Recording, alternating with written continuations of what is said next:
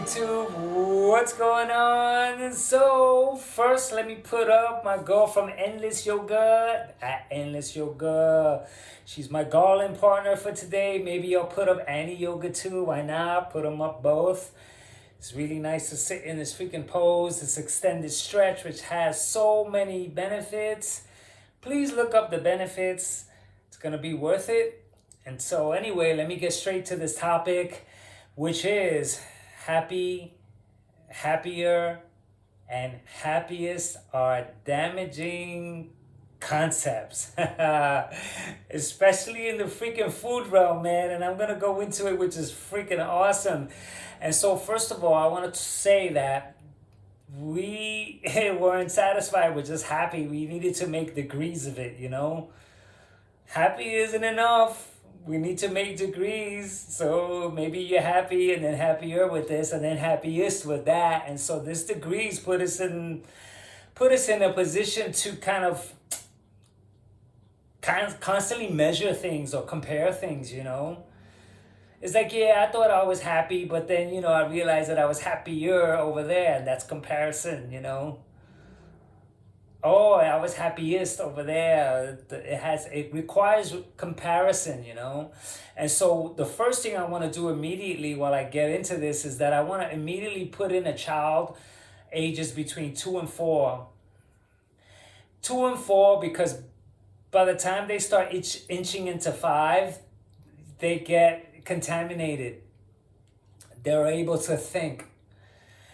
They're able to articulate certain things and certain feelings by 5. But 4, you watch a 3-year-old, or even right now you watch a 1-year-old. I should include a 1-year-old. You watch a 1-year-old playing with a toy. That 1-year-old is wrapped up in the toy.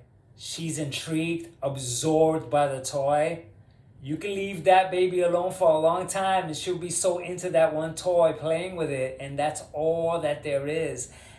Then you take the toy away, the freaking baby falls apart, screams like if her life is gonna end, but she doesn't know what happy is yet. If you ask the baby what is happy, there's no answer, but there is the thing that we call happy there with the child. We can see that the child is happier or happiest because we already are freaking contaminated with degrees of happiness. And so the reason why I threw the child in there is because I'm going to try to keep that in mind while I take a look at how damaging it is to apply happy, happier, and happiest towards food. You know, first of all, happy, happier, and happiest was something that I grew up with. I automatically grew up and learned in school how to measure sad, saddest, happy, happier, rich, richer, poor, poorer. You know, and so this level of degrees put us to do that constantly. And so now I want to get straight to this freaking scenario where I went to dinner for a birthday party for a friend of mine. His wife invited me to a really nice place, rooftop dinner. It was freaking awesome. And so she tells me, come, we're going to have a birthday party, us 3, you know, come. And I was like, great, that's awesome. And so we get to the dinner. It's really nice, man. And so he shows up. He looks like he's all like, hey, man. And so when the food came, it got quiet. Like I can sense, you know, that there wasn't, you know, enough talking going around. It was his freaking birthday, so it's great. Who cares? We enjoy each other. But that didn't happen. What happened was that I took a look at her. She had her head down as though she was so sad because he didn't like the food. And so I already was in a position to, you know, spice up the evening. So I looked for ways to go, wow, this is freaking pretty cool. Wow, look at the view. You know, enjoy our company. We were there. You know, we ought to have a good time because we were there. But no, the food dictated. The food had the power to dictate the level of freaking happiness that he had. And so, I was there, man. And so anyway, I'll get to me, but I'm trying to freaking spice up the night. He's really sad, but he's giving her body languages, man, and I'm picking up on these body languages. They're freaking terrible. She's feeling so bad, and I can already see where it was gonna end up, man. That once I wasn't there on the way home, oh, I don't know why you took me there. The food was no good. You should know better. And her have to deal with that when she tried her best to give him a good time. And you see, he wasn't pleased back to freaking being happy over food. And so if I was to think about all the freaking trouble that was placed upon food and the expectation for food to make me happy, oh my God.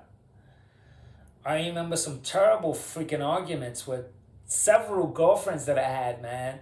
And it would be like, oh, you want to choose the place you want to go to. You never let me choose the place that I want to go to. And, we should have went there. If the food wasn't good, oh, we should have went there afterwards, like if we could predict.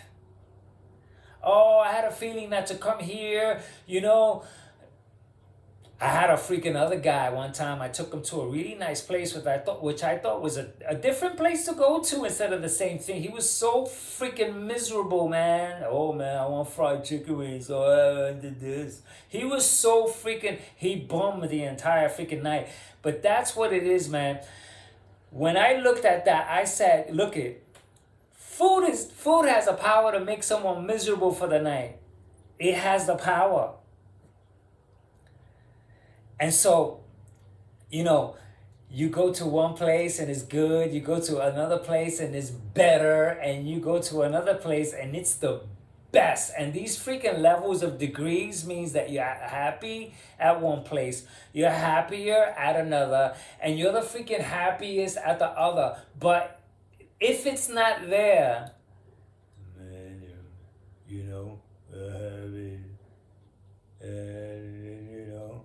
oh, I'm never going there again. The attitude behind it, I realize it's not worth it. And this is why I'm sitting here in the Garland post talking about don't diet, fix the programming. And don't diet also means everything around it, man. The expectations, the demands on food, the reward and punishment at restaurants. She's a good server, she gets a tip. She's a bad server, she gets a bad tip. The food is good, she gets a tip. The food is bad, she doesn't get the tip when she had nothing to do with the food. This type of treatment that I'm doing to people, punishing them over food, the value that I'm placing on food, the overemphasis that I'm putting on food, the damage that I am putting myself through to stuff my face at these places, all for the sake of happiness. And what the turnout was, which is excess freaking fat, overeating because I ate around the clock, because I was indoctrinated that way. And so I went out automatically for pleasure. I never knew to eat because my body needed fuel. So I was destined to deal with excess weight, and then yo-yo dieting because I didn't want it. I didn't want the excess fat, but I wanted the pleasure. And so I was caught in a loop. And that loop sent me on a freaking spiral loop for freaking years and years and years and years, all the way to I had disgust. But if you take a look at the disgust that I had when I looked in the mirror, it was backed by pleasure and more pleasure and needing to be pleasure, because you need to be happy and you need to enjoy. Life is to enjoy. And so, I come across many instances that I was part of that too, which I'm not anymore, but where someone won't give something up because, oh, you have to enjoy life. And that enjoyment means that I am seeking pleasure out of the things that are gonna hurt me, but I am choosing to enjoy when it should be the other way around, man. Like, we are freaking praising happiness and the degrees of it, in spite that it's gonna freaking mess me up. And I'm actually choosing to be happy. I'm choosing that over taking care of myself, which will make me happy.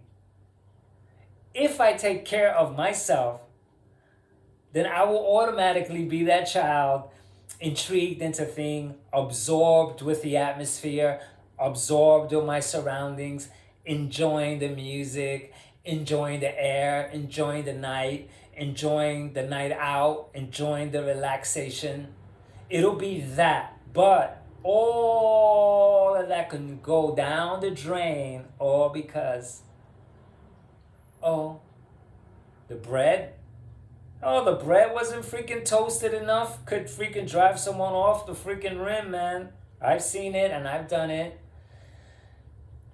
And so anyway, so this thing about happiest and happier, that freaking concept, that paradigm, I removed it out of my life so that I could be like that child.